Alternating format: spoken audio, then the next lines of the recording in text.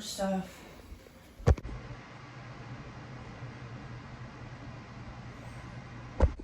Now, Katie, I want to reason with you. I know you're upset. Okay, just let me talk. So I'm trying to train you. I'm writing a play. I'm trying to talk to you. I'm writing a play. You're in it. You could be trained to be on the stage. I know, it's a shock. But you'll get special cat food and lots of loving from actors. And they love to pet you. Okay. I know you want to turn and face me. And you want to look. At one moment, I'm talking to Kitty. You were a stray. I'm talking to Kitty. You were a stray. We brought you in. So we're going to try to train you to be like a theater cat. Okay, slowly, over time. And we'll work hard at it, okay? Right now you're doing good. A+. Love you. Okay? All right. He's looking at me. He's okay.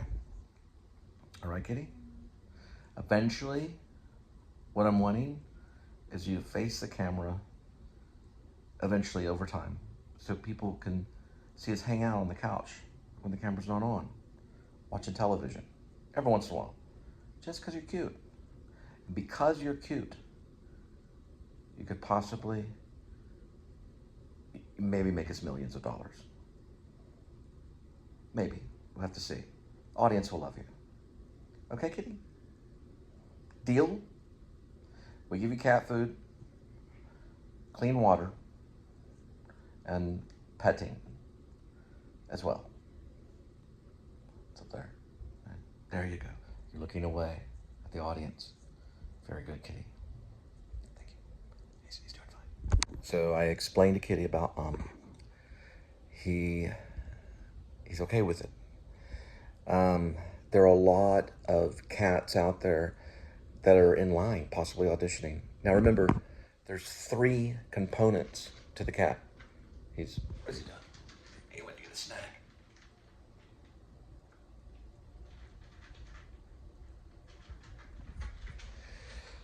Three components, 3 methods of using the cat in the play. The first, a person can portray the cat. Okay, they can study a cat, learn how to behave like a cat. They can dress up like a cat using costume and using acting. First one. And let's say another night, the director wants to run the play again, and we use an invisible cat. So the actors would mime or pantomime a cat being there. Well, they'd mime petting the cat and looking at the cat. So there'd be mime used. That's the second one, invisible cat. Third one, a real cat. So it's an experiment with actors and cat. Got it? That's a stipulation. Why seems so simple? So the cat can shine. We love pets. Now, one of the ideas came from an actor and a teacher from the new school, Actor Studio Drama School, who was brought in. He worked with Sally Fields in a movie called Norma Ray. His name was Ron Leibman. He's passed away. He was one of my teachers. He's a very passionate teacher and a very sincere actor. He got a Tony for a play called Angels in America, written by Tony Kushner. I talked to him just as I talked to Bob Lavelle, one of my other teachers. He wanted to make sure that I wanted to do this. I told him it's my dream. So he walked me through, or he coached me from sitting a scene from Glass Menagerie. It was written by Tennessee Williams with another actress that was studying to be a director. And he had to hush the students because they were just rambling. This is post September 11th, 2001. And lots of talk were in the air. So he had to basically yell at the classroom quite a bit, very much like Strasberg. It actually was very much like Strasberg, looking at Strasberg's classes. There were people who were in different parts of the room doing their own thing. It's kind of wild. So he worked with me, and I just remember the surety in his voice. I also remember a story that he told me, that when he was in Angels in America, written by Tony Kushner, the great playwright, he imagined something in the audience. He had a pinpoint, kind of what Uta Hagen, the teacher, talks about when we pinpoint an area and then we imagine who we're talking to and we're specific, so that when we're talking out at this specific point in the audience and we're at that moment in the play, we imagine something or someone out there so that we have a connection to what we're saying. And Ron Leibman imagined his dog, and it had a connection. So when he began to speak,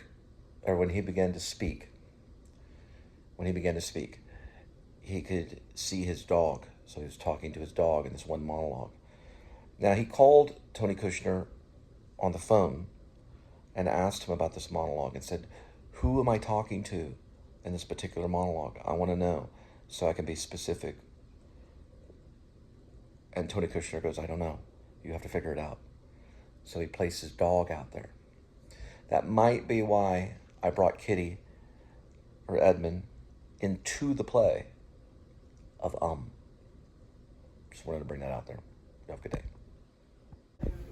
And we looked everywhere for him for a second. His second favorite spot's the condo.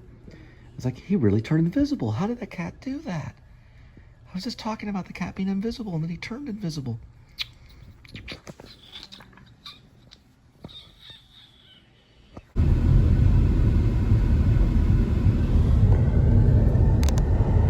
(95°F), 215,231 miles on the odometer.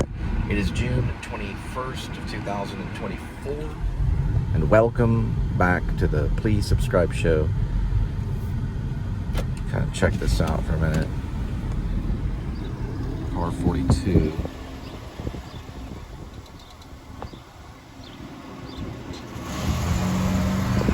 And we're headed off to delivery. We're on the third vlog. There's the butterfly.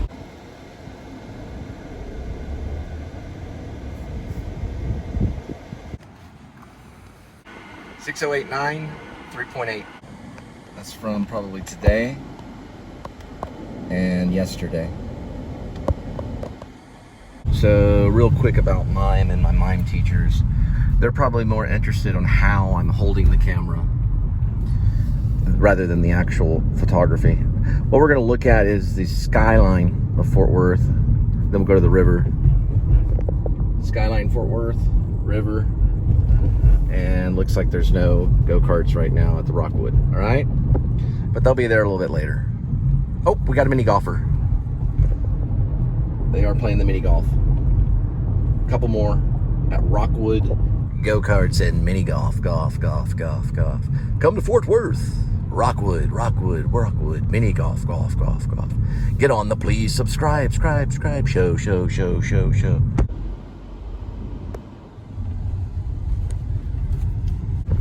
That's really good, Leonard. That's real good. All right. GPS goes right here. You got 0.4 miles. All right, Leonard.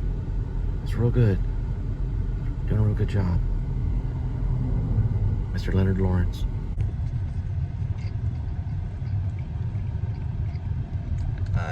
Jelly donuts. So they made Leonard suck his thumb, stay behind the platoon. Called him Gomer Pyle. Leonard Gomer Pyle Lawrence.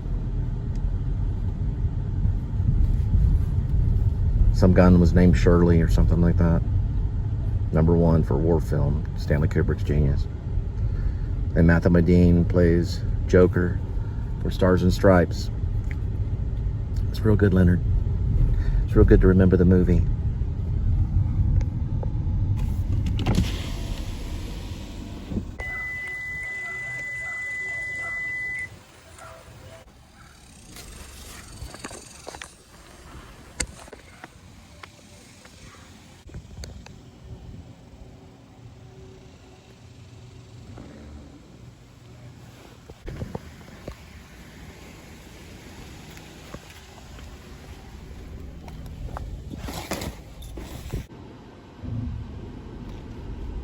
Oh, there goes Cujo.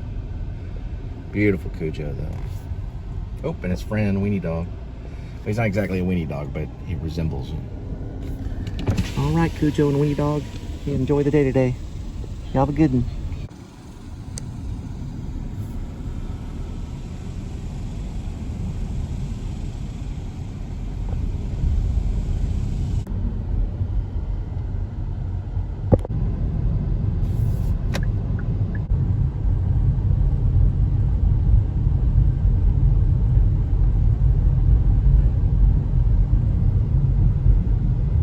They're all the way from Kansas. 6385 2.4.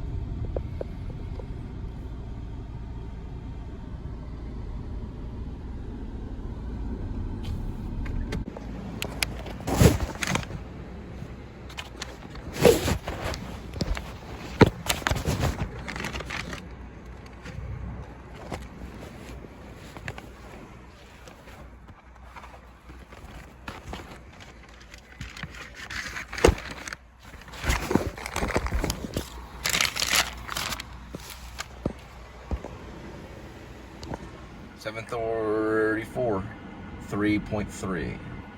734 3.3.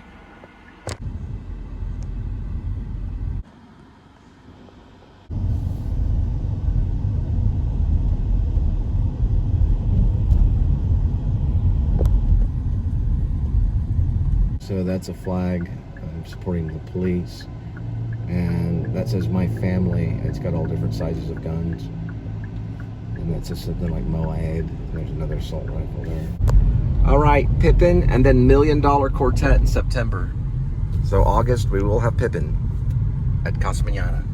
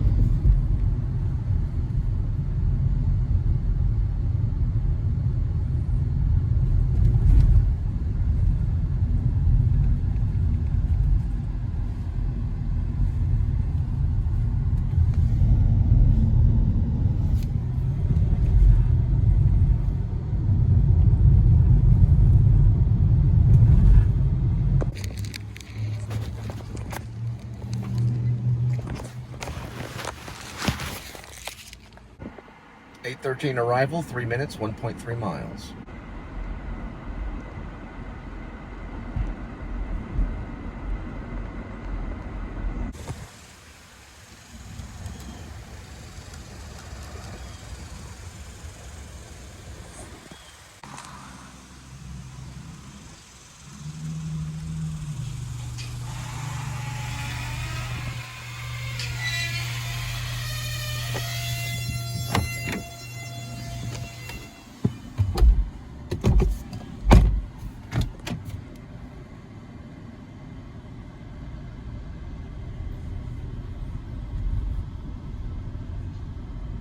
These apartments were actually constructed in 1929. Linda and I looked at the apartments that were right over there. They were almost a first choice. Very old.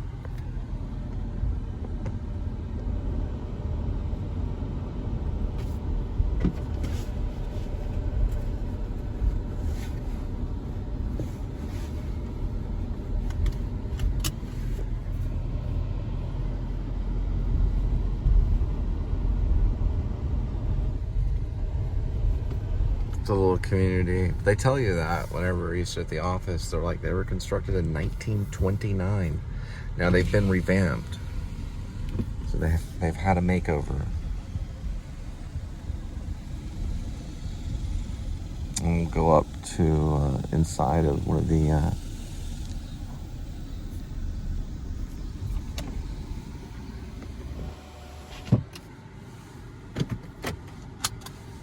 entrance is right here.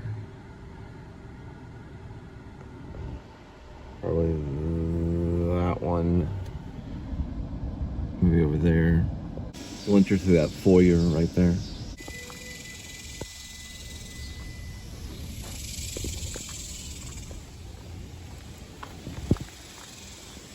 $19.29.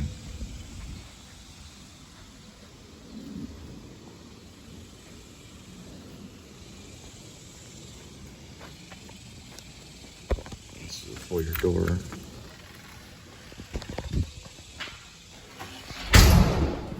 Now we're inside the foyer. I always think of something like the Dead Poet Society. It's funny that the guy looked like a Dead Poet Society person too. Almost like a ghost. Really cool.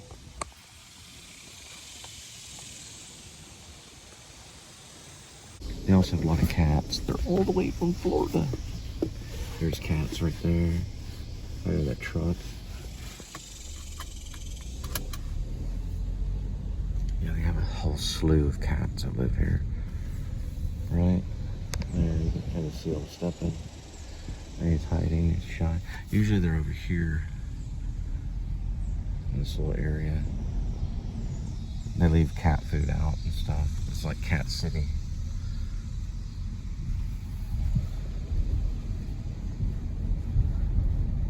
But it's been hot today, so.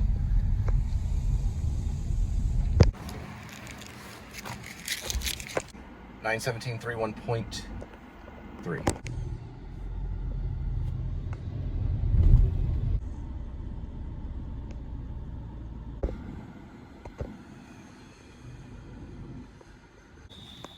back at the Dead Poet Society hangout. That's what I call it. Buildings were purchased or they were built in 1929. That's when they were constructed. Very old. They've done some remodeling.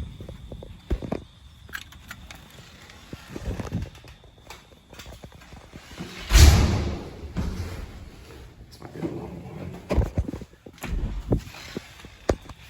Yeah, it's out over there. It's really, really cool though. We almost moved in here.